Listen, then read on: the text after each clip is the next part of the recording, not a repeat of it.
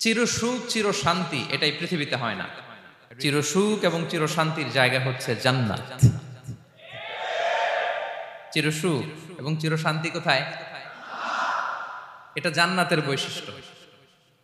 চিরসুখ চির শান্তি, টেনশন নাই, ঝামেলা নাই, পরীক্ষা নাই, বিপদ নাই, রিস্ক নাই, স্ট্রাগল নাই। এটা হচ্ছে দ্য ফিচার্স অফ জান্নাত, জান্নাতের ফিচার। কিন্তু সমস্যা বাদে তখন যখন জান্নাতের ফিচার আমরা দুনিয়ায় খুঁজি। যেটা পাবো আমরা জান্নাতে, এটা খুঁজি কোথায়? এই তখনই সমস্যা বাদে। And this is the main problem. এটাই বড় সমস্যা। এই সমস্যার সমাধান কোথায়, এটা নিয়ে আজকে আমি কিছু কথা অ্যাড্রেস করবো ইনশাআল্লাহ। তো তাহলে আসুন শুনি জান্নাতের ফিচার কি। জান্নাতের কমন একটা ফিচার হচ্ছে জান্নাতে there will be no sickness in paradise. জান্নাতে কোনো অসুস্থতা থাকবে না, চিরসুস্থ। সুবহানাল্লাহ পড়েন। চিরসুস্থ চির সবল, কেউ অসুস্থ হবে না জান্নাতে। জান্নাত হবে অ্যান্টি এইজিং, জান্নাতে বয়স বাড়বে না কারো, চিরযৌবনা, চিরযুবক, অ্যান্টি এজিং। আপনারা জানেন যে বর্তমান পৃথিবীতে অ্যান্টি এজিং ক্রিম পাওয়া যায় না? ক্রিম, কথা বুঝতেছেন? অ্যান্টি এজিং ক্রিম পাওয়া যায়। তারা বলে এই ক্রিম মাখলে চামড়ায় ভাঁজ পড়ে না। এটার দাম আছে কিন্তু অনেক। অ্যান্টি এজিং ক্রিম লাগায়, শ্যাম্পু ইউজ করে, অ্যান্টি এজিং অয়েল আছে, এটা দিলে নাকি চামড়ায় ভাঁজ পড়ে না। ইভেন ভারতের অনেক বড় একজন ব্যবসায়ী মুকেশ আম্বানি, নাম শুনছেন না? যে তার ছেলের বিয়ে হয়ে গেল। তো এই মুকেশ আম্বানির স্ত্রী নীতা আম্বানি, সে কিছুদিন আগে এক বটল গোল্ড ওয়াটার খেয়েছে, gold water, and it's cost $60,000। $60,000 দাম এক বোতল গোল্ড ওয়াটারের। কেন? ফর অ্যান্টি এজিং, যাতে বয়সের ছাপ গালে না থাকে। এখন বলেন, এভাবে কি আমাদের বয়সকে ধরে রাখা সম্ভব এই পৃথিবীতে? সম্ভব না, কারণ এই ফিচারটা দুনিয়ার ফিচার না, এটা জান্নাতের ফিচার। সুবহানাল্লাহ পড়েন। তাহলে জান্নাতে কেউ অসুস্থ হবে না।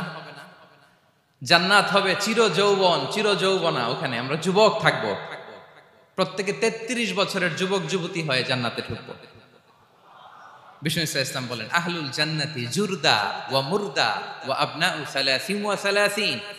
জান্নাতে যারা যাবে শুভ্র দাড়িবিহীন, প্রত্যেকে হবে 33 বছর বয়সের। ওই যে 33 বছর বয়সে একবার ঢুকলেন, আর বয়স বাড়বে না, ওইটাই চিরকাল ওই বয়স পাবেন। জান্নাতের আরেকটা ফিচার হচ্ছে নো ফ্রাস্ট্রেশন, কোনো চিন্তা নাই, দুশ্চিন্তা নাই, হাইপার টেনশন নাই, সজীব প্রাণবন্ত। সুবহানাল্লাহ। জান্নাতের আরেকটা ফিচার হচ্ছে there is no expiry date in জান্নাত। এক্সপায়ারি ডেট আছে? জান্নাতে যে ঢুকবো 7 দিনের জন্য চেক ইন, নাকি? চেক ইন কয় দিনের জন্য? 7 দিন, 10 দিন পরে চেক আউট করে ফেলবে, এরকম না। নো এক্সপায়ারি ডেট, আজীবন। একবার এন্ট্রি পেলে বের হওয়ার টেনশন নাই। আল্লাহু আকবার। তাহলে no expiry date, rather it's eternal, আজীবন থাকবেন, খালিদিনা ফিহা, চিরকাল থাকবেন। এবং জান্নাতের সবচাইতে গুরুত্বপূর্ণ ফিচার হচ্ছে there will be no death in জান্নাত। জান্নাতে আপনার আর মৃত্যু হবে না, মৃত্যুর বিদায় হবে। তার মানে আপনি অমর হবেন। তাহলে আপনি চির সুস্থ চির সবল হবেন জান্নাতে, চির যুবক থাকবেন, প্রাণবন্ত থাকবেন, আপনি অমর হবেন, আপনি জান্নাতে মরবেন না। জান্নাতীরা যখন জান্নাতে যাবে, ফেরেশতারা ডেকে বলবে, ইয়া আহলাল জান্নাতি ইন্না লাকুম আন তাসিহু ফালা তাসকামু আবাদা। জান্নাতীরা চিরকাল সুস্থ থাকবা, অসুস্থ হবা না। ইন্না লাকুম আন তাশিব্বু ফালা তাহরামু আবাদা, তোমরা শাবাব থাকবা, বুড়া হবা না। ওয়া ইন্না লাকুম আন তাহইয়াউ ফালা তামুতু আবাদা, চিরকাল বেঁচে থাকবা, মরবা না। এবং সেদিন জান্নাতে মৃত্যু দেয়া হবে, মৃত্যু দেয়া হবে। ইউতাল মাউতু বিকাবশিন আমলাহ, একটা ছাগলের আকৃতিতে মৃত্যুকে আনা হবে। ফায়ুযবাহুল মাউত, মৃত্যুকে জবাই দেয়া হবে। এবার জান্নাতীরা তাকিয়ে থাকবে, ফেরেশতারা বলবে, ইয়া আহলাল জান্নাতি খুলুদুন ফালা মাউত, হে জান্নাতীরা চিরকাল এই জান্নাতে থাকবে। তাহলে জান্নাতের ফিচার পাইছেন? এখন কোন বোকা যদি এই ফিচার দুনিয়ায় খোঁজে, পাবে? পাবে না, কারণ দুনিয়ার ফিচার আলাদা। দুনিয়ার ফিচার কি? এই দুনিয়াতে বিপদ আসবে, কষ্ট আছে, দুনিয়াতে হতাশা আছে, ভয় আছে, অসুস্থতা আছে, বার্ধক্য আছে, এবং এই দুনিয়ার একটা এক্সপায়ারি ডেট আছে, আছে না? দ্য ডে ইউ ডাই, যেদিন আপনি মারা যাবেন, এটা আপনার এক্সপায়ারি ডেট, চলে যেতে হবে, চলে যেতে হবে। এই পৃথিবীতে মৃত্যুর অস্তিত্ব আছে, সবকিছু থমকে দিয়ে, আপনাকে চমকে দিয়ে মৃত্যু চলে আসবে, ঠিক কিনা বলেন? তাহলে এগুলো হচ্ছে দুনিয়ার ফিচার। এই দুনিয়াতে বিপদ আপদ, কষ্ট, ঝুঁকি, স্ট্রাগল, বার্ধক্য, অসুস্থতা, এগুলো নিয়ে আমাদেরকে টিকে থাকতে হয়। এটা দুনিয়ার ফিচার, মিলায় ফেললে হবে না। জান্নাতের ফিচার একটা, দুনিয়ার ফিচার আরেকটা। দুনিয়াতে কষ্ট থাকবে, বিপদ আপদ থাকবে। এই দুনিয়ার ফিচারটা আল্লাহ তাআলা কোরআনের একটা আয়াতে খুব চমৎকার ভাবে উল্লেখ করেছেন, সেটা দিয়েই আমি আলোচনা শুরু করেছি। আল্লাহ তাআলা ইরশাদ করছেন, ওয়ালা নাবলুওয়ান্নাকুম বিশাইইম মিনাল খাউফি ওয়াল জুই ওয়া নাকসিম মিনাল আমওয়ালি ওয়াল আনফুসি ওয়াস সামারাত ওয়া বাশশিরিস সাবিরিন। আল্লাহ তাআলা বলছেন, অবশ্যই অবশ্যই আমি তোমাদেরকে পরীক্ষা করব, ভয় দিয়ে, ক্ষুধা দিয়ে, সম্পদের ঘাটতি দিয়ে, আতঙ্ক দিয়ে, প্রাণনাশ দিয়ে, ফল ফসলের হানি দিয়ে পরীক্ষা করব। কিন্তু এই পরীক্ষায় যারা উত্তীর্ণ হবে, যারা সবর ইখতিয়ার করবে, ওয়াবাশশিরিস সাবিরিন, ধৈর্যশীলদের জন্যই হচ্ছে সুসংবাদ। আলহামদুলিল্লাহ পড়ে। তাহলে সম্মানিত সুধী, আমরা বুঝতে পারলাম এই পৃথিবীর ফিচার হচ্ছে এখানে বিপদ থাকবে, বিপদ ছাড়া কেউ থাকবে না। স্ট্রাগল থাকবে, কষ্ট থাকবে, ঝুঁকি থাকবে, রিস্ক থাকবে, এবং নানা ধরনের বিপদ আপদ দিয়ে আল্লাহ তাআলা আমাদেরকে পরীক্ষা করবেন। এটা মাস্ট, এটা আমাদের মাইন্ডসেটে নিয়ে নিতে হবে।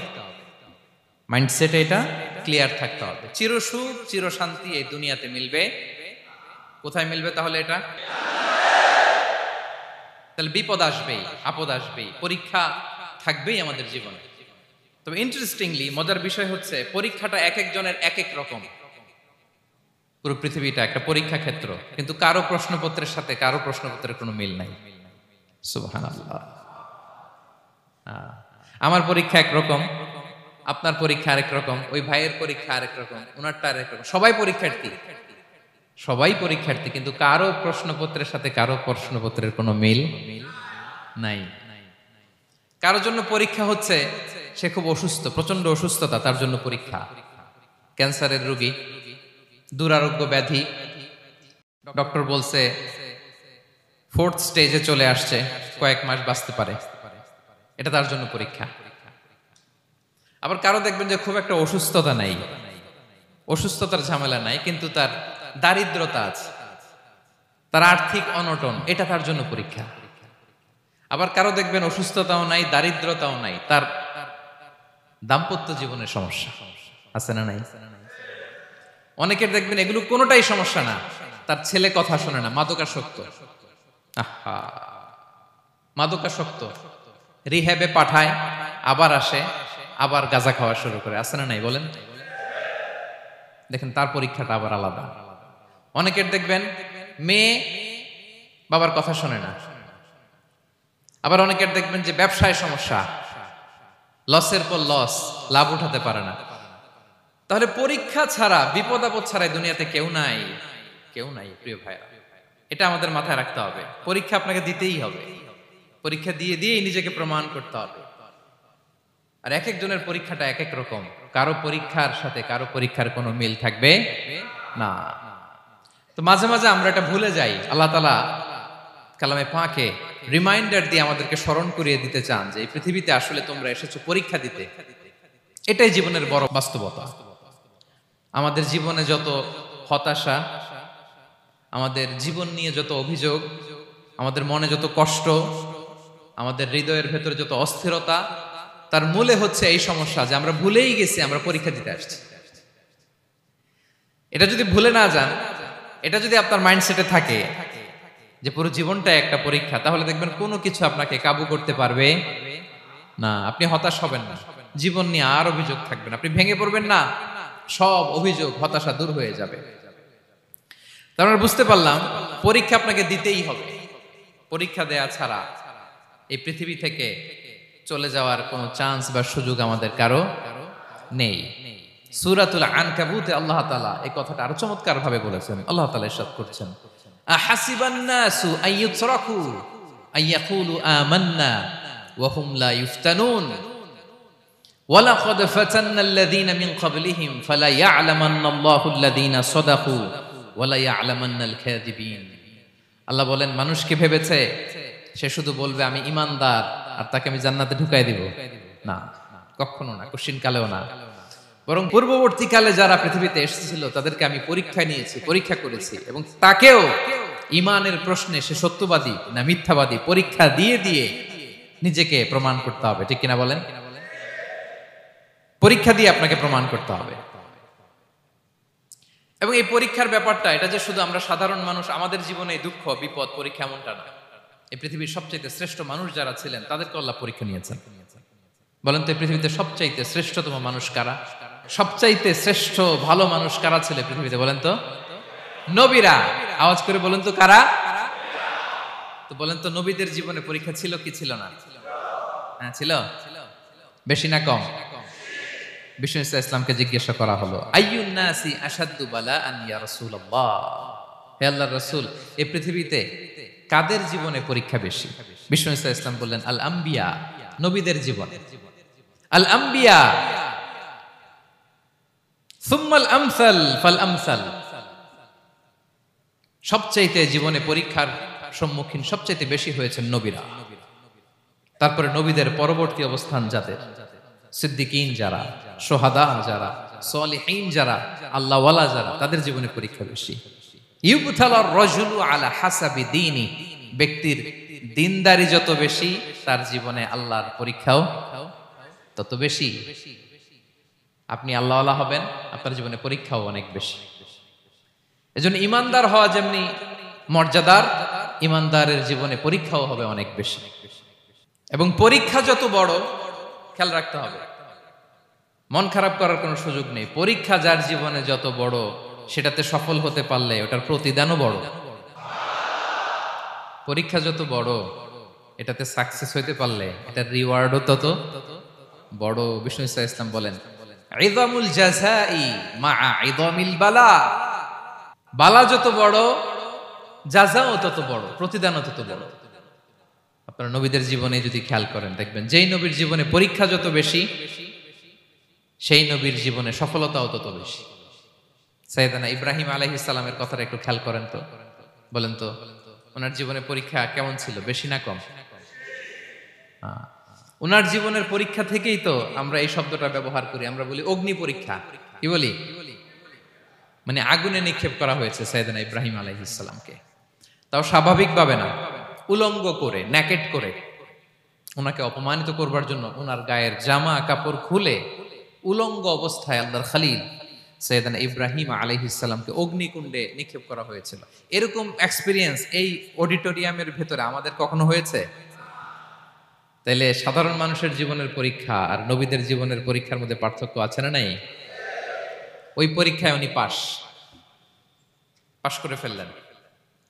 ৮৬ বছর পর্যন্ত আল্লাহর কাছে দোয়া করলেন, আল্লাহ আমাকে একটা নেককার সন্তান দাও। আল্লাহ সন্তান দেয় না। ৮৬ বছর পরে আল্লাহ তাআলা সাইয়েদনা ইব্রাহিম আলাইহিস সালাম এবং হাজারের ঘরকে উজালা করে সন্তান দিলেন। সাইয়েদনা ইসমাঈল আলাইহিস সালাম পৃথিবীতে আসলেন। কত বছর বয়সে? ৮৬ বছর বয়সের এখানে কেউ আছেন? হ্যাঁ, আছি আমরা? কেউ নাই। ৮৬ বছর বয়সে প্রথম সন্তান পেয়েছে। তাদের ঘরকে উজালা করে আল্লাহর নবী সাইয়েদনা ইসমাঈল আলাইহিস সালাম আসলেন।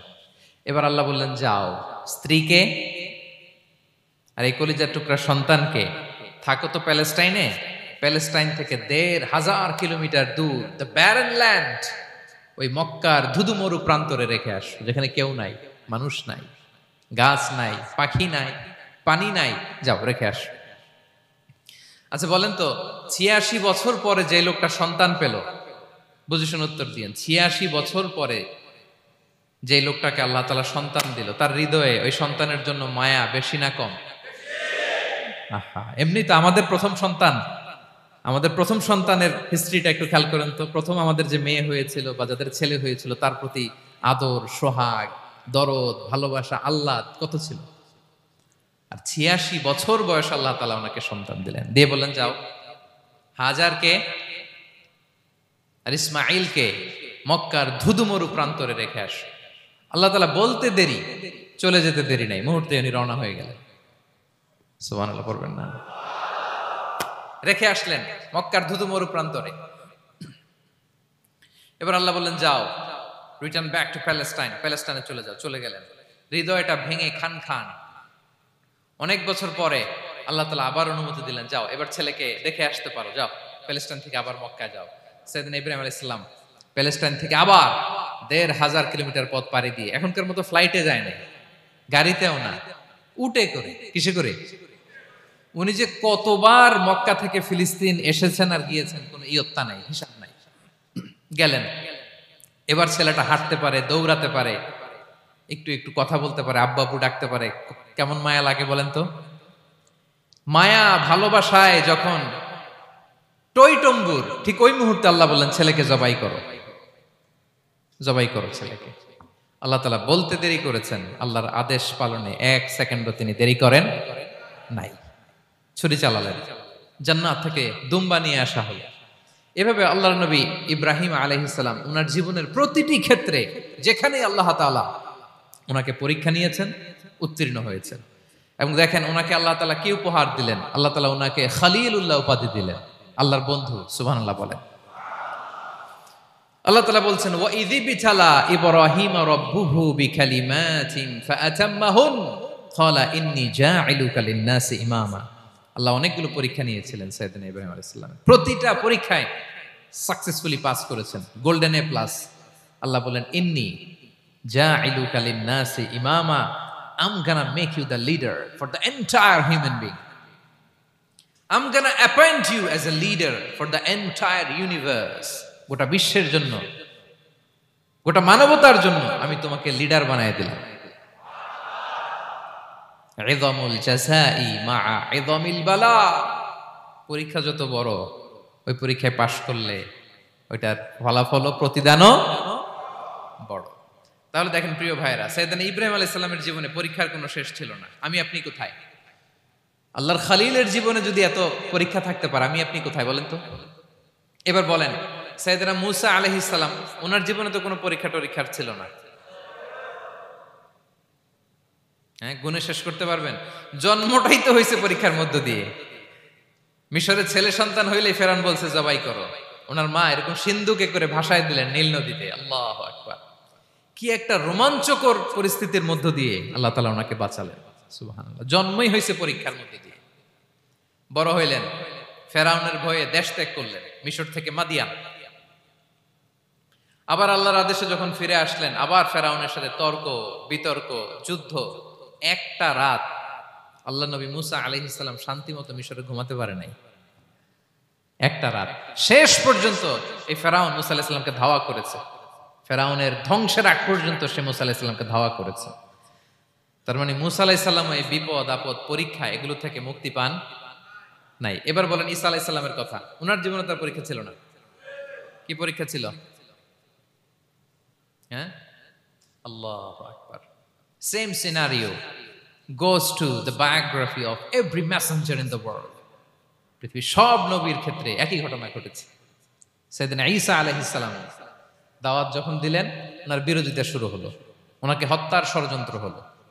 ইভেন কি ওনাকে মারার জন্য বনি ইসরাইলেরা উদ্ধত হলো, জানে বাঁচবার জন্য পালালেন। এক ঘরে ঢুকলেন, চারদিক দিয়ে ঘেরাও করলো। উনি দরজা জানালা লাগাই দিলেন।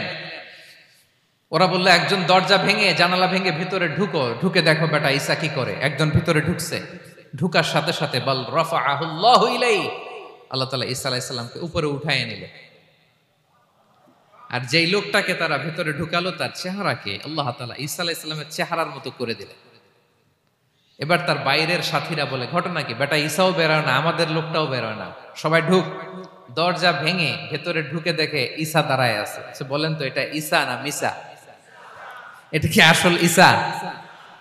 ওমা কতালু ওমা সলাবু ওয়ালাকিন শুব্বিহা লাহুম। আল্লাহ বলে তোমরা আমার নবী ঈসাকে হত্যাও করতে পারো নাই, শুলেও চড়াতে পারো নাই, আমি সেফটি সিকিউরিটি দিয়ে আমার নবী ঈসা আলাইহিস সালামকে আকাশে তুলে নিয়েছি।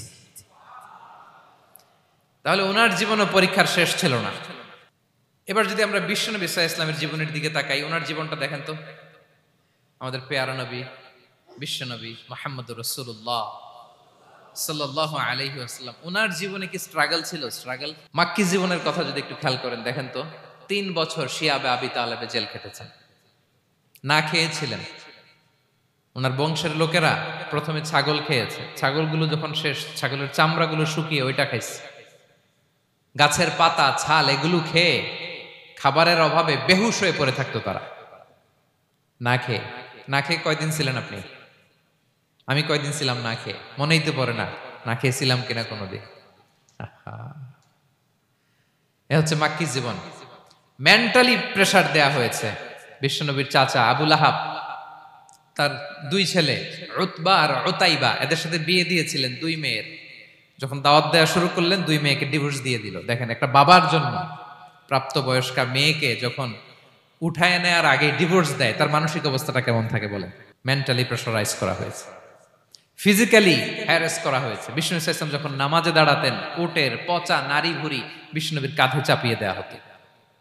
আপনার জীবনে এরকম ঘটছে কখনো? আপনি নামাজ পড়তেছেন, উটের পচা নারী ভুঁড়ি আপনার কাঁধে চাপিয়ে দেওয়া হয়েছে। কয়দিন হয়েছে এরকম? কয়দিন হয়েছে? হ্যাঁ, তারপরে তো আলহামদুলিল্লাহ বেরোয় না মুখ দিয়ে। কেমন আছেন হুজুর কোয়েন না, বেশি একটা সুবিধার না, তাই না? বেশি একটা একটু মিলাবেন। কতটুকু পরীক্ষা আমরা দিয়েছি। তায়েফে গেলেন বিশ্বনবী, তায়েফে গেছিলেন জমির বায়না দিতে, তাই না? জমি কিনবে তায়েফে। তায়েফবাসীদেরকে জাহান্নামের আগুন থেকে বাঁচাতে গিয়েছিলেন, নিজের জন্য না। সেখানে তায়েফের ছেলেরা পাথর মেরেছে বিষ্ণু ইসলামের গায়ে। এত শুভ্র দেহ ছিল, চেহারা ছিল, বিষ্ণুনবীর গা দিয়ে ঝরঝর করে রক্ত ঝরেছে। ফিজিক্যাল হ্যারাসমেন্টের শিকার হয়েছেন বিষ্ণু ইসলাম। যখন যেদিন বিষ্ণু ইসলামকে হত্যার ষড়যন্ত্র করা হলো, আল্লাহ তাআলার আদেশে তিনি মক্কা থেকে মদিনায় হিজরত করলেন। মদিনাতে যে একটা রাত, 7ম হিজরির আগ পর্যন্ত শান্তিতে ঘুমাতে পারেন নাই। 3 দিকে 3 ইহুদি বসতি, বনু কাইনুকা, বনু নদীর, বনু কুরাইজা। আহা, খাওয়ার মধ্যে বিষ মিশিয়ে দেয়া হয়েছিল বিষ্ণু ইসলামের। বাজুর, খাসির বাজুর রান পছন্দ করতেন। এক ইহুদি মহিলা বিষ্ণু ইসলামের ওই রানের মধ্যে বিষ মিশিয়ে দিয়েছিল। ওই বিষের যন্ত্রণায় মৃত্যুর আগ পর্যন্ত বিষ্ণুনবী কাতরাতেন, এবং উনি ইন্তেকালের সময় ওই বিষের ব্যথা যন্ত্রণাতে ইন্তেকাল করেছেন। বিষ্ণুনবীর ইন্তেকালটা শাহাদাতের ইন্তেকাল ছিল। বিষ্ণু ইসলাম বলেছেন, ওই যে খায়বার এলাকার ওই মহিলা যে আমার খাবারে বিষ মিশিয়েছিল, সেই বিষের যন্ত্রণা, বেদনা, কষ্ট আমি অনুভব করছি। খেয়ে না খেয়ে দিন প্রচারের কাজে নিজেকে দিয়েছ বিলিয়ে, তায়েফের কাফিরেরা চিনল না সে আলো, দুষ্ট ছেলেদের পিছু দিল লেলিয়ে, পাথরের আঘাতে ক্ষত বিক্ষত হয়ে সারা শরীর থেকে রক্ত ঝরে। হে রাসূল তোমাকে ভুলি আমি কেমন করে, হে রাসূল তোমাকে ভুলি আমি কেমন করে। হাজার ব্যথা বেদনার পরে ফিরে আসনি তুমি আপন ঘরে, দিনের আলো তুমি ছড়িয়ে দিতে চলে গেলে মদিনায় মক্কা ছেড়ে। হে রাসূল তোমাকে ভুলি আমি কেমন করে, হে রাসূল তোমাকে ভুলি আমি কেমন করে। ঠিক কিনা বলেন? একটা রাত শান্তিতে, শান্তির ঘুম তিনি দিতে পারেন নাই। প্রিয় ভাইরা, তাহলে আমরা কি বুঝলাম? বিশ্বনবীর জীবনও পরীক্ষা ছিল কি ছিল না? আমাদের উপায় আছে? আমরা বাঁচতে পারবো এই বিপদ আপদ পরীক্ষা ঝঞ্ঝাল থেকে? বাঁচতে চাইলেও বাঁচতে পারবো? পারবো না। ইমাম মালিক আলাইহি রাহমা নাম শুনেছেন? ইমাম মালিক, ওনার জ্ঞান থেকে লাখো লাখো মানুষ উপকৃত হয়েছে, কোটি কোটি মানুষ উপকৃত হয়েছে। মদিনার রাস্তায় রশি দিয়ে ওনাকে টেনে হিচড়ে এক এলাকা থেকে আরেক এলাকায় নিত জালেম বাদশারা। ইমাম মালিক আলাইহি রাহমা। ইমাম আহমদ ইবনে হাম্বল, উনাকে বেত্রাঘাত করা হতো, চাবুক দিয়ে পেটানো হতো। আমাদের মাযহাবের ইমাম আল ইমাম আল আযম আবু হানিফা আলাইহি রাহমা, উনাকে কারাবন্দী করা হয়েছিল। তার মানে দেখেন, যত বড় বড় স্কলার, যত বড় বড় মাশায়েখ, এমনকি আম্বিয়া আলাইহিমুস সালাম, উনারাও পরীক্ষা বিপদ আপদ থেকে রেহাই পাইছে? তাহলে আপনি আর আমি পাবো? বলেন তো। তাহলে এটা আমাদের ব্রেইনে গেঁথে নিতে হবে যে জীবন মানেই এখানে বিপদ থাকবে, পরীক্ষা থাকবে, স্ট্রাগল করে করে আমাকে আগাতে হবে। কেউ আমার জন্য রেড কার্পেট বিছিয়ে রাখবে না। এই জীবনটা বড় জটিল। This is life, how it's design. এভাবেই পৃথিবীকে ডিজাইন করা হয়েছে। এখানে বিপদ আছে, কষ্ট আছে। এই পরীক্ষা দিয়ে দিয়ে আপনাকে উত্তীর্ণ হতে হবে। বুঝতে পেরেছেন প্রিয় ভাইরা? নাও দ্য কোশ্চেন আরাইজ, এখন প্রশ্ন হচ্ছে কেন আল্লাহ এই পরীক্ষা নেন? কেন? আল্লাহ তাআলা সূরা মুলকে বলেছেন এই পৃথিবী সাজানোর, এই জীবন মৃত্যুর এই খেলা, এটার উদ্দেশ্যটাকে আল্লাহ তাআলা স্পষ্ট করে বলেছেন। আল্লাযী খালাকাল মাউতা ওয়াল হায়াতা লিয়াবলুয়াকুম আইয়ুকুম আহসানু আমালা।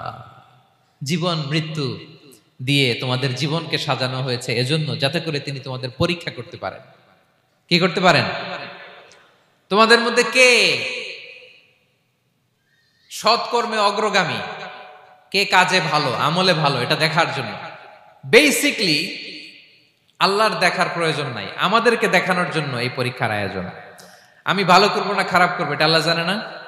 তো ওনার পরীক্ষা করা লাগে কেন? কথা বলেন। আমি জান্নাতি না জাহান্নামী এটা আল্লাহ জানেন না? বেসিকলি আমাদেরকে জানানোর জন্য এই পরীক্ষার আয়োজন। কাদেরকে জানানোর জন্য? মানে তুমি জেনে যাও তুমি জান্নাতি না জাহান্নামী। আমি ভালো করেই জানি। একটা ছোট্ট উদাহরণ দিলে বুঝতে পারবেন প্রিয় ভাইয়েরা। ধরেন আল্লাহ তাআলা দুইজনকে সৃষ্টি করলেন। উদাহরণস্বরূপ একজনের নাম আব্দুল্লাহ, আরেকজনের নাম আব্দুর রহমান। সৃষ্টির পরে আব্দুল্লাহকে বললেন, আব্দুল্লাহ, আমি জানি তুমি পৃথিবীতে 50 বছর হায়াত পাইতা, খুব ভালো কাজ করতে, তুমি দুনিয়াতে অনেক ভালো কাজ করতে, এটা আমি আগেই জানি। আমার অসীম জ্ঞান বলে আমি আগে থেকেই জানি। তো যাও, তোমার এইমাত্র সৃষ্টি করলাম, যাও তুমি জান্নাতে ঢুকে যাও, কারণ আমি জানি তুমি জান্নাতি হবে। আচ্ছা, আর আব্দুর রহমান, তুমি পৃথিবীতে খুব খারাপ কাজ করতে, এটা আমি জানতাম। তোমারে পাঠাইলে খারাপ কাজ করবা, তুমি সীমা লঙ্ঘন করবা, অন্যায় করবা, অপরাধ করবা, তুমি জাহান্নামী হবা। যাও, যেহেতু আমি জানি পরীক্ষার আর দরকার নেই, তোমারে জাহান্নাম দিয়ে দিলাম, যাও ঢুকে যাও। আব্দুল্লাহ ঠিকই জান্নাতে ঢুকে যাবে, আব্দুর রহমান কি ঢুকবে? ঢুকবে। সে বলবে, আল্লাহ এইমাত্র আমারে বানাইলেন, এইমাত্র আপনি আমাকে সৃষ্টি করলেন, সৃষ্টি করেই বলতেছেন তুমি জাহান্নামে যাও, আর বলতেছেন আমি জানি দুনিয়াতে পাঠালে তুমি খারাপ কাজ করবা, তুমি জাহান্নামী হবা, পাঠানোর আর কি দরকার, আগে থেকে জাহান্নামে যাও। আল্লাহ আপনি জানলে জানতে পারেন, আমি তো জানি না। ঠিক কিনা বলেন?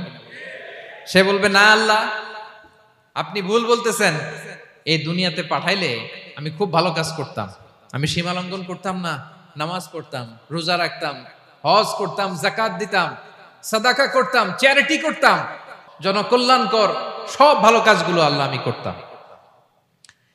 এজন্য আল্লাহ তাআলা পরীক্ষার আয়োজন করেছেন, যাতে করে তুমি জেনে যাও যে পৃথিবীতে তুমি কি করেছো। এখন আর আল্লাহকে এক্সকিউজ দেওয়ার সুযোগ নেই। আচ্ছা বলেন তো, আবু জাহেলকে যদি আল্লাহ এখন কিয়ামতের দিন বলে, Abu Jahl go to the hell fire, Abu জাহেলের কিছু বলার সুযোগ আছে? কারণ ও দুনিয়াতে কি করে আসছে এটাও জানে না। ফেরাউনকে ডেকে যদি আল্লাহ বলে, ফেরাউন তুমি জাহান্নামে যাও, go to the hell fire, ওর কি কোনো এক্সকিউজ দেওয়ার সুযোগ আছে? বলেন, সুযোগ আর আছে? কারণ তুমি দুনিয়াতে কি করেছো তোমার চেয়ে ভালো কেউ আর জানে। তা পৃথিবীতে এই পরীক্ষার এই আয়োজনের সবচাইতে বড় উদ্দেশ্য হচ্ছে যাতে করে আমরা দেখে যাই যে আমরা কি কাজ করছি। কেউ যখন পরীক্ষা দেয় প্রিয় ভাইরা, ওই পরীক্ষায় কত পাবে তার একটা হিসাব আছে না? বলেন, আপনি গণিত পরীক্ষা দিয়ে আসছেন, যে 100তে 100 পাবে সে বলতে পারে আমার সব অঙ্ক হয়েছে, ঠিক কিনা বলেন? আর যে লাড্ডু গুড্ডু বুঝছেন তো, কিছুই পারে নাই, ঘোড়ার ডিম, তারও একটা হিসাব আছে যে সে কিছুই লিখে আসতে পারে নাই। তাই পৃথিবীতে এই পরীক্ষার আয়োজনের প্রধানতম কারণ হচ্ছে যাতে করে আমরা বুঝে যেতে পারি যে আমরা কোথায় যাব, জান্নাতে না জাহান্নামে। প্রিয় সুধী, এ পর্যায়ে আমরা জানবো এই যে পরীক্ষা আল্লাহ তাআলা নিচ্ছেন আমাদেরকে, এই পরীক্ষায় সফল হওয়ার মূল মন্ত্র কি। কোরআনে বিভিন্ন আয়াতে এই পরীক্ষার কথা বলা হয়েছে এবং এই পরীক্ষার সফলতার মূল মন্ত্রও কোরআনে ঘোষিত হয়েছে। আলহামদুলিল্লাহ বলেন। যে আয়াত দিয়ে আমি শুরু করেছি এই আয়াতই আল্লাহ তাআলা বলেছেন ওয়াবাশশিরিস সাবিরিন, নবী হে ধৈর্যশীলদেরকে আপনি সুসংবাদ দিন। ধৈর্যশীলদেরকে সুসংবাদ দিন, তার মানে বিপদে ধৈর্য ধারণ করতে হবে। প্রিয় ভাইরা, ইন্নামাস সাবরু ইনদা সাদামাতিল উলা। বিপদে আমরা অনেক সময় প্যানিক হয়ে যাই, অস্থির হয়ে যাই, কি করব, হতাশ। না, মুমিনরা হতাশ হয় না, ধৈর্য ধারণ করে। কি করে? কি করে? ধৈর্য ধারণ করার শক্তি দাও গো মেহেরবান আমায়, দাও গো মেহেরবান। পড়েন, ধৈর্য ধারণ করার শক্তি দাও গো মেহেরবান আমায়, দাও গো মেহেরবান। সবাই বলুন একসাথে, ধৈর্য ধারণ করার শক্তি দাও গো মেহেরবান আমায়, দাও গো মেহেরবান। বুকের ভেতর ব্যথার নদী বইছে অবিরাম, বইছে বইছে অবিরাম। পড়ুন, ধৈর্য ধারণ করার শক্তি দাও গো মেহেরবান আমায়, দাও গো মেহেরবান। পড়েন আমিন। আল্লাহ যেন বিপদে আমাদেরকে ধৈর্য ধারণ করার তৌফিক দান করে। প্রিয় ভাইয়েরা, ধৈর্য এটা এমন একটা গাছ যে গাছের সারা গায়ে কাটা, কিন্তু এই গাছের ফলটা বড় সুস্বাদু। আই রিপিট, আমি আবারও বলছি, ধৈর্য এটা এমন একটা গাছ যে গাছের সারা গায়ে কাটা, কিন্তু ফলটা বড় মিষ্টি, ফলটা বড় সুস্বাদু। সবাই ধৈর্য ধারণ করতে পারে না। বিষ্ণু ইসলামকে আল্লাহ তাআলা নানা সময় আশ্বস্ত করেছেন, সান্ত্বনা দিয়েছেন, আর ধৈর্যের বাণী শুনিয়েছেন। আল্লাহ বলেন ফাসবির কামা সবারা উলুল আজমি মিনার রাসূল।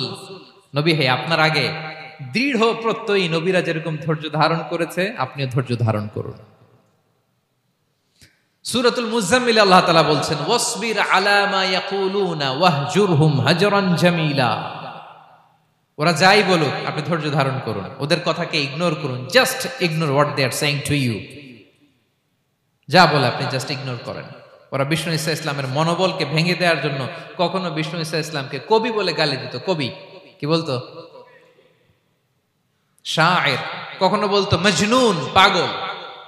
নাউজুবিল্লাহ পড়বেন না? পাগল বলে গালি দিত। মাঝে মাঝে বলতো কাহিন, গণক। মাঝে মাঝে বিষ্ণু ঈসা ইসলামকে তারা বলতো আবতার, লেস কাটা। মুহাম্মদ, তোমার ছেলে নাই, তোমার বংশ নির্বংশ হয়ে গেছে, তোমার নাম নেয়ার মতো কেউ নাই। আহা, কপাল পোড়া। গোটা বিশ্বব্যাপী বিষ্ণু ঈসা ইসলামের সুনাম সুখ্যাতি ছড়িয়ে দিয়েছে কে? আকাশ বাতাস মাড়িয়ে, সাত আকাশ ছাড়িয়ে আল্লাহর আরশ পর্যন্ত আল্লাহ তাআলা বিষ্ণুনবীর সুনাম সুখ্যাতিকে সুউচ্চ করেছেন। ঠিক কিনা বলেন? ইগনোর করুন। আপনাকে কবি বলে, গণক বলে, আপনাকে পাগল বলে, আপনাকে লেসকাটা বলে, জাস্ট ইগনোর দেন। বর্তমান সময়েও নানা ধরনের ট্যাগ আমাদেরকেও দেয় কি দেয় না বলেন? দেয়। আমাদেরকে কি বলে? মৌলবাদী বলে, বলে বলে ওই যে রাজাকার বলে। রাজাকার রাজাকার খেলার দিন শেষ। মন মতো হইলে মুক্তিযোদ্ধা, মন মতো না হইলে রাজাকার, এই দিন শেষ। ওই দিন আর নাই। এই কার্ড দিয়ে আর খেলার দিন নাই। এগুলো মানুষ আর খায় না এখন, এগুলো গিলে না আর। সাধারণ মানুষ বড্ড সচেতন।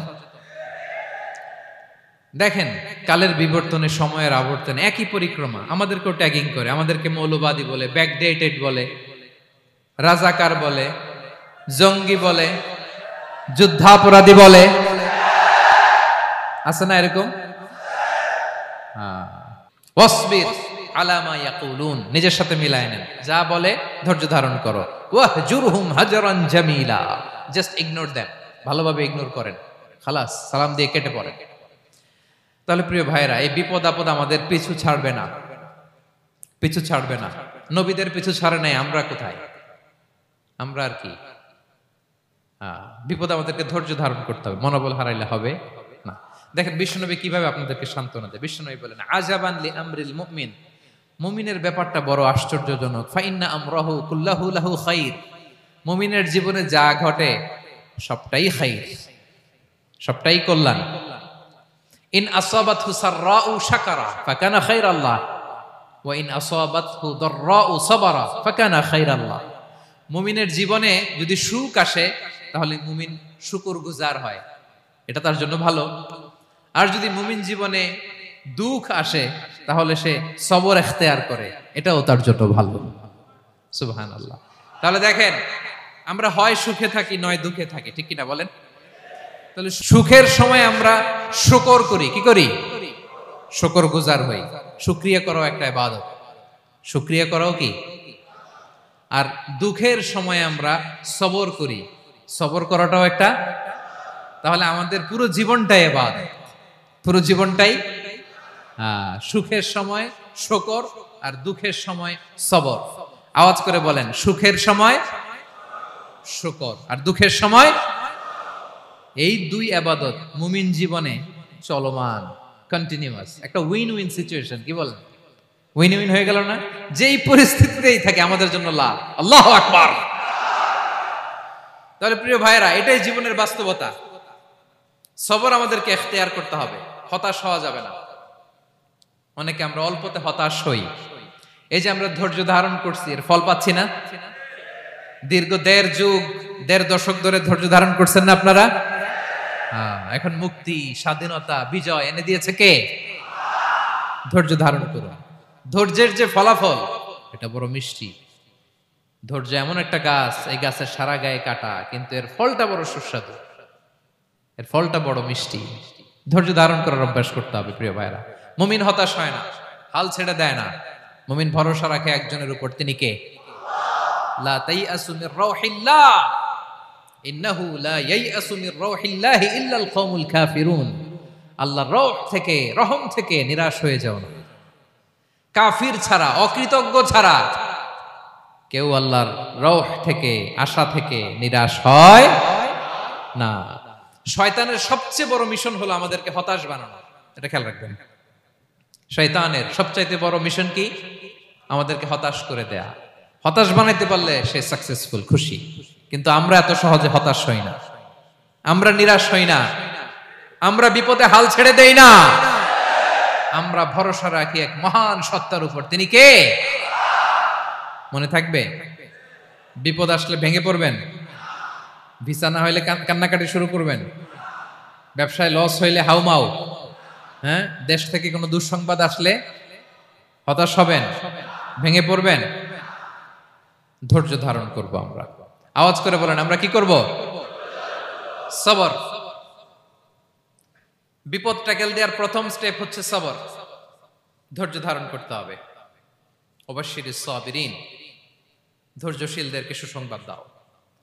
বিপদ থেকে বাঁচার দ্বিতীয় স্টেপ হচ্ছে এই বিপদ থেকে উত্তরণের চেষ্টা করতে হবে, কন্টিনিউয়াস প্রচেষ্টা চালিয়ে যেতে হবে। ওয়াল্লাযীনা জাহাদু ফিনা লানাহদিয়ান্নাহুম সুবুলানা, যারা আমার রাস্তায় চেষ্টা করে, প্রচেষ্টা করে, স্ট্রাগল করে, তাদেরকে আমি পথ দেখিয়ে দেই, সুবুল দেখিয়ে দেই, ওয়ে আউট দেখায় দেই, এক্সিট দেখায় দেই।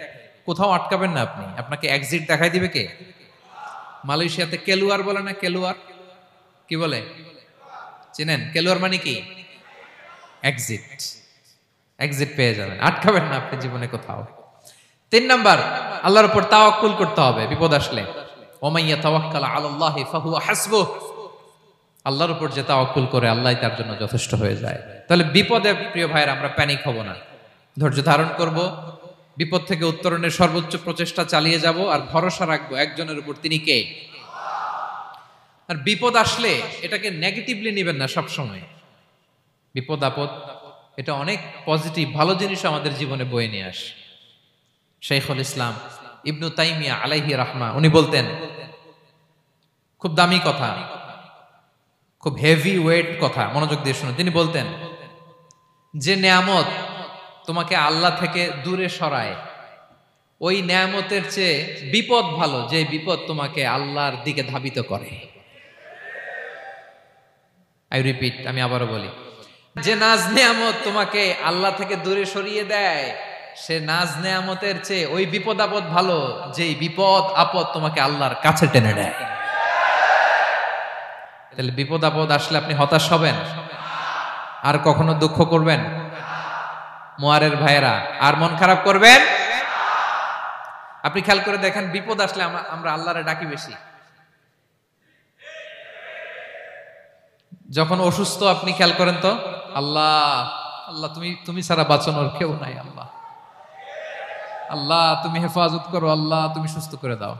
যখন লাইফ থ্রেট, দেখেন আপনি গুম হয়ে যেতে পারেন, আপনার কারাবন্দি করতে পারে, এরকম একটা বিপদের মধ্যে আছেন, তখন খেয়াল করেন তো আল্লাহর সাথে আপনার কানেক্টিভিটি, রিলেশনশিপটা কতটা ডেভেলপ হয়। কারণ বিপদে পড়লে আমরা আল্লাহরে ডাকি বেশি। তাহলে বিপদ আপদেরও কিছু পজিটিভ সাইড বা দিক আমাদের জীবনে আছে না নাই? অনেক পজিটিভ দিক আছে, কয়েকটা শেয়ার করি। এক নাম্বার পজিটিভ সাইড তো বললাম, ইমাম ইবনু তাইমিয়া যেটা বললেন। এরপরে হচ্ছে মাঝে মাঝে আল্লাহ তাআলা আমাদের মর্যাদাকে আপগ্রেড করতে চায়, এলিভেট করতে চায়। আপনি ধরেন কোন একটা এয়ারলাইন্সের রেগুলার প্যাসেঞ্জার টিকিট কাটেন, মাঝে মাঝে হঠাৎ করে দেখবেন কাউন্টারে গেলে তারা বলে, you are upgraded to business class, অথবা you are upgraded to first class.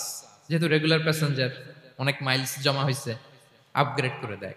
আল্লাহ তাআলা মাঝে মাঝে চায় তিনি আমাদের মর্যাদাকে, র্যাঙ্ক, এটাকে আপগ্রেড করবেন, কিন্তু আমার যে আমল আখলাকের অবস্থা, ওইটা দিয়ে ওই আপগ্রেড র্যাঙ্কে যাওয়ার সুযোগ নাই।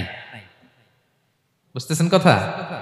আল্লাহ চায় আমার লেভেল একটু আপ করতে, কিন্তু আমার আমলের যে অবস্থা, এতে আমি ওখানে যাই না। তখন আল্লাহ কিছু বিপদ আপদ দিয়ে, পরীক্ষা দিয়ে বান্দাকে টেস্ট করে। ওই পরীক্ষায় যদি উত্তীর্ণ হন, সাথে সাথে আল্লাহ তাআলা আপনার লেভেল বা র্যাঙ্ক আপগ্রেড করে দেয়। সুবহানাল্লাহ পড়বেন না? তাহলে লাভ না লস? আওয়াজ করে বলেন, লাভ না লস? মুমিন জীবনের সব লাভ। যত বিপদ আপদ আপনাকে স্পর্শ করে, প্রতিটাতেই আপনার জন্য কল্যাণ। বিষ্ণু ইসলাম বলেন, মা ইউসিবুল মুসলিমা মিন নাসাবিন ওয়ালা ওয়াসাবিন ওয়ালা হাম্মিন ওয়ালা হুজনিন ওয়ালা আযান ওয়ালা গাম্মিন হাত্তা শাওকাতি ইউশাকুহা ইল্লা কাফারাল্লাহু বিহা খাতায়া। আপনার জীবনে যত দুঃখ, যত যন্ত্রণা, যত টেনশন, যত অ্যাংজাইটি, যত ইনজুরি, এমনকি গোলাপ ফুল পাড়তে যে ওখানে যে কাটা বাঁধছে, বড়ই খেতে যে বড়ই গাছে ওঠার পর যে একটা কাটা বিঁধছে আপনার হাতে, এর কারণে আল্লাহ তাআলা আপনার গুনাহ মাফ করে দেয়। সুবহানাল্লাহ। তাহলে বিপদ আপদ দিয়ে আল্লাহ বান্দার মর্যাদাকে আপগ্রেড করে। বিপদ আপদে ফেলে আল্লাহ তাআলা বান্দার পাপ মোচন করে। বিপদ আপদ দিয়ে আল্লাহ তাআলা বান্দার শাস্তি মওকুফ করে। এমন পাপ করছেন, এটার জন্য শাস্তি বরাদ্দ হয়ে গেছে, কিন্তু আল্লাহ তাআলা ওই শাস্তি থেকে মাঝে মাঝে আপনাকে বাঁচাতে চায়, তখন কিছু বিপদ দিয়ে বান্দারে পরীক্ষা করে। উত্তীর্ণ হলেই আল্লাহ তাআলা ওই শাস্তিকে মওকুফ করে দেয়। তাহলে আসুন সামারি করি, পুরো আলোচনাটার সামারি করি। এক নম্বর সামারি হচ্ছে, বিপদ আপদ, পরীক্ষা, স্ট্রাগল, কষ্ট, এটা সুন্নাতুল্লাহি ফিদ দুনিয়া। এই দুনিয়ায় আল্লাহর সুন্নাত, এর বাইরে কেউ যেতে পারে না। ইভেন নট দ্য মেসেঞ্জার্স, নবীরাও না। আজকের আলোচনায় শুনছেন না নবীদের জীবন দিয়ে কি গেছে, ups and downs, test and trial, নবীরাও না। তাহলে এটা আমাদের মাইন্ডসেটের সাথে সেট আপ করে নিতে হবে যে অতীতে, বর্তমানে, ভবিষ্যতে বিপদ আপদ মুক্ত এই পৃথিবীতে কেউ থাকবে না। পারবেন? হ্যাঁ, এটা মাইন্ডসেটে নিয়ে নিতে হবে যে এটাই জীবন, বিপদ আপদ দিয়ে আল্লাহ পরীক্ষা করবেন। এটাই পৃথিবী। চির সুখ চির শান্তি এই পৃথিবীতে খুঁজলেই পাওয়া যায় না। শুরুতে বলছিলাম না, চির সুখ চির শান্তি। বলেন তো, এটা কি দুনিয়ার ফিচার না জান্নাতের ফিচার? জান্নাতের ফিচার দুনিয়ায় খুঁজলে পাওয়া যাবে? যাবে না। তাহলে আজকের আলোচনার এক নাম্বার লেসন হচ্ছে, বিপদ আপদ এটা সুন্নাতুল্লাহি ফিদ দুনিয়া, এই দুনিয়া আল্লাহর সুন্নাত, এটা থেকে মুক্তি পাওয়ার কোনো সুযোগ নাই, নবীরাও পায় নাই। 2 নম্বর লেসন, বাঁচার যেহেতু সুযোগ নাই, we have to face it with passions, intellect and তাওয়াক্কুল। বিপদে অস্থির হওয়া যাবে না, এটাকে ফেস করতে হবে উইথ প্যাশন্স, ধৈর্যের সাথে। বিপদ আমরা মোকাবেলা করব কিসের সাথে? ধৈর্য। প্যানিক হবেন না, অস্থির হবেন না, ধৈর্য ধারণ করবেন উইথ ইন্টেলেক্ট। আল্লাহর দেয়া আপনার ইন্টেলেক্ট খাটিয়ে এই বিপদ উত্তরণের সর্বান্তকরণের চেষ্টা প্রচেষ্টা আপনার চালায় যেতে হবে। আর সবশেষে আত-তাওয়াক্কুল আলাল্লাহ, ডিপেন্ডিং অন আল্লাহ, ভরসা করব কার উপর? আল্লাহর উপর। পারা যাবে তো? আচ্ছা, 2টা লেসন গেল। 3 নম্বর লেসন হচ্ছে আমাদের ছেলে মেয়েদেরকে we have to educate our child regarding the test and trial in this দুনিয়া। দুনিয়ার এই বিপদ আপদের ব্যাপারে আমাদের ছেলে মেয়েদেরকে শেখাতে হবে, বুঝাতে হবে। ওরা ছোট মানুষ তো, অস্থির হয়ে যায়, আব্বু আমার সাথে কেন এমন হয়, আমারই শুধু পেন্সিল চুরি হয়, আমারই শুধু এটা হয়, আমি পরীক্ষায় খারাপ করি, আমি ব্যথা পাই, আমার এই আমার সেই। ছোট মানুষ তো বুঝে না, ওরা বুঝাইতে হবে যে বাবা, this is the essence of life, এটাই জীবন, এটাই কি এই লাইফ হ্যাকস গুলো তাদেরকে শেখাইতে হবে। ডোন্ট বি প্যানিক, প্যানিক হওয়া যাবে না। This is how life is design, এটাই জীবন, বিপদ আপদ আসবে, এটাকে মেনে নিতে হবে, ছেলে মেয়েদেরকে শিখাইতে হবে, তাহলে তারাও প্যানিক হবে না। পারবেন তো ইনশাআল্লাহ? আচ্ছা, 4 নম্বর লেসন হচ্ছে যেটা আমরা জানলাম, এই বিপদ আপদ সবসময় আমাদের জন্য খারাপ না। সামটাইমস ইট ব্রিংস খায়ের for us if dealt properly. ঠিক মতো বিপদকে ডিল করতে পারলে এটা আসলে আমার জন্য আখেরে কল্যাণই বয়ে নিয়ে আসে। কি বলেন, তাই না? কল্যাণ বয়ে নিয়ে আসে। সব শেষ কথা হলো, আমরা যেন এই বিপদগুলোকে প্রপারলি ডিল করতে পারি, আমরা যেন সবর ইখতিয়ার করতে পারি। আল্লাহর কাছে চাইতে হবে, দোয়া করতে হবে, কারণ তৌফিক দেওয়ার মালিক কে? আল্লাহর কাছে যেন আমরা কায়মনোবাক্যে প্রার্থনা করতে পারি, আল্লাহ এই বিপদকে যেন আমরা ডিল করতে পারি উইথ সাবর, উইথ ইন্টেলেক্ট, উইথ তাওয়াক্কুল। আসল হাতিয়ার হচ্ছে এটা, দোয়া। আল্লাহর কাছে চাইবেন, মনোযোগের সাথে চাইবেন, আন্তরিকতার সাথে চাইবেন। উদউল্লাহ ওয়া আনতুম মুকিনুনা বিল ইজাবা। বিষ্ণু বলেন এমন ভাবে চাও যেন তুমি অনেকটা কনফার্ম যে তোমার দোয়া আল্লাহ কবুল করবেনই, এমন ভাবে চাও। অনেকে রোবোটিক দোয়া করে। রোবোটিক দোয়া মানে দোয়ার মধ্যে প্রাণ নাই, ধ্যান নাই, মন নাই, আগ্রহ নাই, ভালোবাসা নাই, ওই দোয়া আল্লাহ কবুল করে না। মনোযোগ দিয়ে চাইতে হবে চাওয়ার মতো, তাহলে আল্লাহ তাআলার পক্ষ থেকে তৌফিক পাওয়া যাবে। পারা যাবে তো ইনশাআল্লাহ? আল্লাহ তাআলা আমাদের সবাইকে বিপদে আপদে ধৈর্য ধারণ করার তৌফিক দান করুক। নবীরা তাদের জীবনে যেভাবে স্ট্রাগল, আপস এন্ড ডাউনস, বিপদগুলোকে, টেস্ট এন্ড ট্রায়াল গুলোকে ডিল করেছে, আমরা যেন সেভাবে ডিল করতে পারি। আল্লাহ তৌফিক দান করুক। আল্লাহ তাআলা আমাদের সবাইকে কথাগুলো বোঝা আর আমল করার তৌফিক দান করুক। হাযা মা ইনদি ওয়াল ইলমু ইনদাল্লাহি আলাইহি তাওয়াক্কালতু ওয়া ইলাইহি উনীব। ওয়াসসালামু আলাইকুম ওয়া রাহমাতুল্লাহি তাআলা ওয়া বারাকাতুহু।